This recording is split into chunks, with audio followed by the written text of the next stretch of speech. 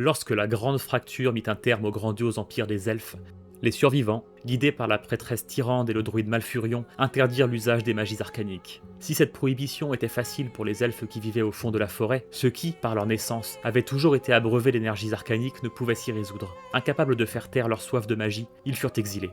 En moins 7300, menés par Datremar au soleil, ces hauts elfes franchirent le nouvel océan et accostèrent un continent lointain.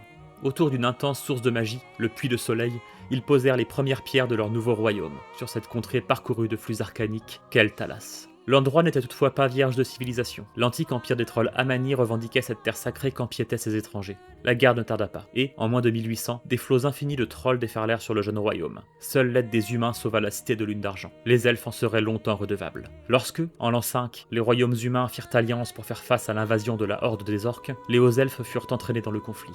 S'ils parvinrent à arracher la victoire, les peaux vertes avaient incendié leurs forêts et mis à sac leur belle cité. Malheureusement, ce n'était pas la dernière des tragédies pour le royaume de Keltalas. 15 années plus tard, en l'an 20, les légions de morts-vivants qui avaient anéanti les royaumes méridionaux montèrent à l'assaut du Puits de Soleil. Ce fléau corrompit la terre et, en dépit d'une résistance désespérée, ensevelit Keltalas. Le roi Anastérian au Soleil périt aux côtés de ses soldats. Son fils, le jeune prince Kael'thas, revint en trombe sur ses terres, mais trop tard. Il ne put que constater l'étendue du désastre. En hommage au sacrifice de son peuple, il le rebaptisa Elfe de sang. Le Puits de Soleil détruit, il lui fallait trouver une nouvelle source de magie pour abreuver les siens. C'est ainsi que les elfes apprirent à ponctionner les énergies démoniaques. Ce n'était pas sans coût, et la corruption se répandait dans leur âme. Tous n'étaient pas prêts à pareille infamie, et une poignée d'elfes préférèrent la faim à la damnation. Ceux-là furent exilés et trouvèrent refuge auprès de l'Alliance. Cette corruption finit de briser l'esprit du prince Kael'thas. Il noua une alliance avec les démons de la Légion Ardente et leur offrit en cadeau le Puits de Soleil. Le seigneur régent Lortemar Theron organisa la résistance et mena les elfes de sang contre leur propre prince. Pour reconquérir sa terre, Kael'thas noua une alliance avec l'ancien ennemi, la Horde. C'est aux côtés d'orques et de morts-vivants réprouvés qu'ils repoussèrent chaque ennemi au-delà de leurs frontières. Le royaume pouvait renaître.